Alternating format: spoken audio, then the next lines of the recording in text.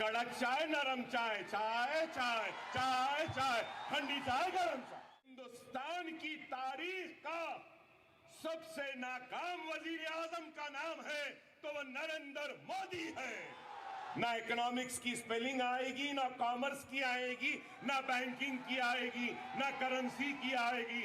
इनको तो बस कड़क चाय, नरम चाय, चाय चाय चाय चाय, ठंडी चाय, गरम चाय।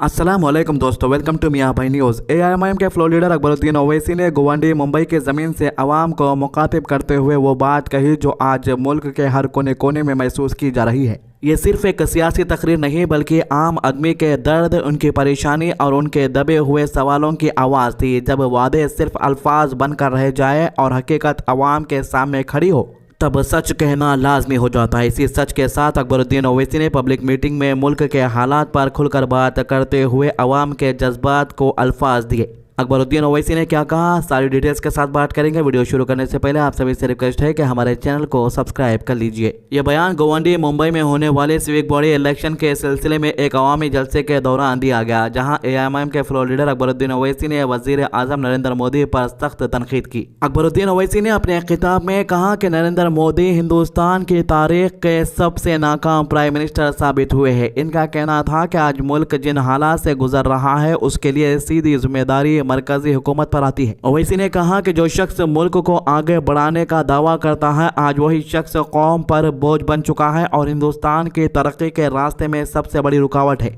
अकबरुद्दीन ओवैसी ने कहा कि आज का नौजवान बेरोजगारी से परेशान है, महंगाई हर रोज नए रिकॉर्ड तोड़ रही है और घरेलू जरूरत पूरी करना आम आदमी के लिए मुश्किल होता जा रहा है। सरकार के पास ना तो बेरोजगारी का कोई ठीक प्लान है और ना ही महंगाई को काबू करने लाने का कोई ईमानदार इरादा। गरीब, मजदूर, किसान और मिडिल क्लास सब के सब इस हुकूमत की गलत पॉलिसीज का नुकसान उठा रहे हैं। अकबरुद्दीन ओवैसी ने कहा कि जब हुकूमत को तालीम, सेहत, रोजगार और महंगाई जैसे बुनियादी मसाइल पर तवज्जो देनी चाहिए थी तब सरकार जानबूझ के अवाम को बांटने वाली सियासत कर रही है। उनका कहना था कि कौम को असली मसाइल से भटका कर सिर्फ नफरत और तकसीम की सियासत की जा रही है ताकि लोग सवाल ना उठा सके और हुकूमत अपनी नाकामी छुपा सके। आप डेली इंडिया के प्राइम मिनिस्टर नरेंद्र मोदी के वीडियोस तो देखते होंगे जो ये अपने सोशल मीडिया के ऊपर डालते हैं। किसी गार्डन की ओपनिंग के लिए जाते हैं या किसी मंदिर को चले जाते हैं या कहीं जाकर मेडिटेशन करना शुरू कर देते हैं। क्या ये सारी चीज़ों से किसी आम आदमी का फ़ायदा हो रहा है या किसी आम आदमी की परेशानी दूर हो रही है? जो पॉलिसीज बीजेपी लॉन्च करती है वो पॉलिसीज आवाम तक पहुंचती ही नहीं है।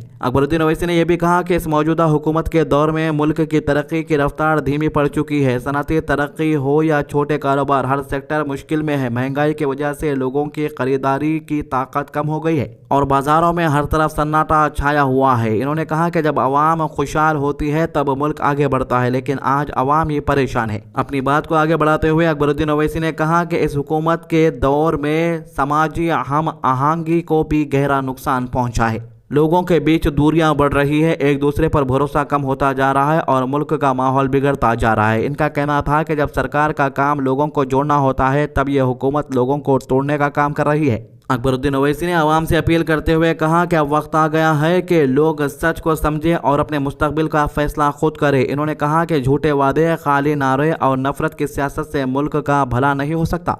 अगर हिंदुस्तान को वाकई आगे बढ़ाना है तो ऐसी सियासत को ख़त्म करना होगा जो सिर्फ कुर्सी के लिए आवाम को गुमराह करती है। आखिर में अकबरुद्दीन ओवैसी ने कहा कि हिंदुस्तान एक अजीम मुल्क है जहां हर मजहब, हर तबके, हर जुबान बोलने वाले लोग रहते हैं। इस मुल्क की ताकत उसी वहादत में है, लेकिन मौजूदा हुकूमत इस वहादत को कमज़ोर कर रही है। जब तक अवाम जाकर अपना हक नहीं पहचानेगी तब तक ना इंसाफ मिलेगा और ना ही मुल्क अपनी असल मंजिल तक पहुँच सकेगा। मुल्क की खुशहाली में रुकावट बना है, मुल्क की तरक्की में रुकावट। जब तक इनके इख्तिदार का खात्मा नहीं होगा मुल्क में खुशहाली नहीं आई। आप हैं यहां पे समझदार, पढ़े लिखे आईपीएस ऑफिसर्स भी हैं। क्या मिस्टर मोदी ने मनमोहन सिंह से नहीं कहा था $1 is equivalent to more than your age? Mister Manmohan Singh बोले थे ना। मनमोहन सिंह वजीर आजम थे तो यही मोदी बोले थे कि आपकी उम्र से ज्यादा हो गया।